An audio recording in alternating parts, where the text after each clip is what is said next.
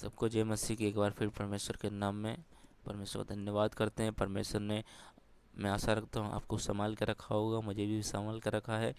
आज के विषय को हम देखेंगे, उससे पहले मैं आपको बोलना चाहूँगा, मेरे इस चैनल को लाइक और सब्सक्राइब करें, अपने दोस्तों में इसको शेयर करें। आइए हम आपके विषय में आगे बढ़ते हैं। आज का विषय हमारा है, परमेश्वर का राज्य खाना पीना नहीं है। परमेश्वर का राज्य खाना पीना नहीं है। हम देखते हैं कि यीशु मसीह को जब परमेश्वर ने इस पृथ्वी पर भेजा, मानव के रूप में अपना रूप धारण करा मानव का, तब परमेश्वर एक जगह भी बैठे नहीं। वो प्रचार करते रहे और एक ही प्रचार करते थे, मन फिराओ क्योंकि स्वर्ग का राज निकट है। वो लोगों को इसलिए यहाँ पर आए थे ताकि लोग बच जाएं और अपने जीवित परमेश्वर के पास आएं। कई लोग आज हम देखते हैं कि परमेश्वर की सेवा इसलिए करते हैं, उन्हें बहुत सारा धन मिल जाए, ब्लेसिंग मिल जाए, आशीष मिल जाए। परमेश्वर आपको आशीष ब्लेसिंग के लिए मना नहीं करता है, लेकिन परमेश्वर बोलता है पहले मेरा काम करोगे तो तुम्हारा काम होगा।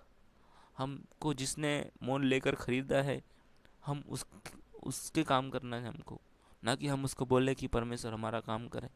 क्योंकि हम तो भटके हुए थे, भेड़ के समान।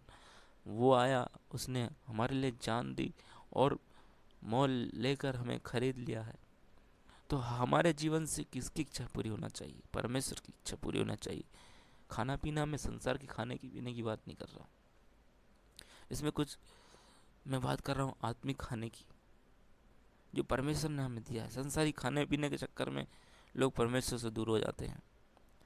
वो परमेश्वर में आते हैं, लेकिन उनको कभी बाई चांस उनको आशीष मिल रही है, लेकिन एक बार फिर प्रार्थना करते हैं तो फिर आशीष नहीं मिलती, तो वो भटक जाते हैं।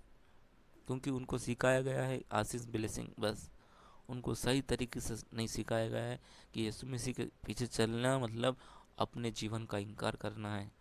आपको जैसा परिस्थिति है वैसी परिस्थिति में परमेश्वर के साथ चलना है, चाहे आपके पास खाना हो, भोजन हो, कपड़ा हो या ना हो, परमेश्वर के साथ चलना है। ये होता है परमेश्वर का राज्य। खाना पीना नहीं होता है। परमेश्वर का राज होता है परमेश्वर की बातों में, परमेश्वर की इच्छा के अनुसार चलना। उसके लिए मैं एक वचन को निकालेंगे, हम देखेंगे यूहन्ना 4 उसका 34 पद। यहाँ पर हम देखते हैं एक यीशु मसीह एक सामरी स्त्री से बात करते हैं, उसके सारे जीवन की घटनाओं को उसको बता देते हैं, उसका जीवन परिवर्तन हो जाता है। वो चुप नहीं बैठती है, वो जाती है गांव में और लोगों को बताती है कि यो देखो वो परमेश्वर जिसने मेरे एक एक गुनाहों को, एक एक बात को बता दिया है, यही वो परमेश्वर जो आने वाला था। हम देखते हैं कि वो चुप नहीं बैठी, उसने अपने तक नहीं रखा। आज बहुत से लोग चुप बैठे हैं जिनको परमेश्वर ने वचन दिया है, वो बस घर पे आते हैं, नौकरी से आते हैं, खाना खाते हैं, प्रार्थना करते हैं, दुआ करते हैं, सो जाते हैं। उनको लगता है यही हमारी लाइफ है। ये आपकी लाइफ नहीं है।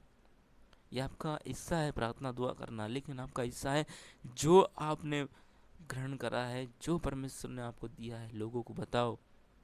जो सामरी स्त्री ने उस परमेश्वर से सुना था वो लोगों को बताया, लोगों ने उसका विश्वास किया और वो गांव उद्धार पाया, वो लोग परमेश्वर को जानने पाए।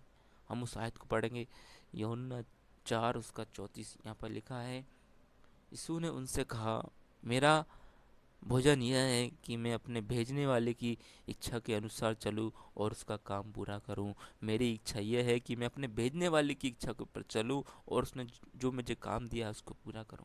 उसका एक ही काम था कि हम सबको बचाए।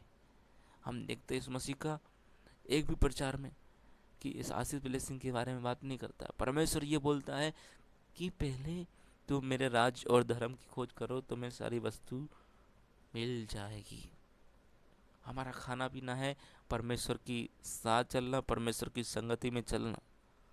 हमारा खाना पीना के चक्कर में हम परमेश्वर से दूर हो जाते हैं। हम देखते हैं कि जब इसहाक और याकूब रहते हैं, इसहाक जाता है, वो एक शिकार करने जाता है, लेकिन वो शिकार करने में असफल हो जाता है।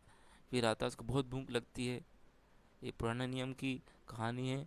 वहाँ पर दो भाई रहते हैं कि वो एक भाई जाता है शिकार करने के लिए ताकि अपने पिता के लिए दे, लेकिन एक भाई जो दाल बनाता है लेकिन जो स्वीकार कर नहीं पाता है उस वो आता है कि मुझे भी खाने के लिए दो, पर वो देता नहीं।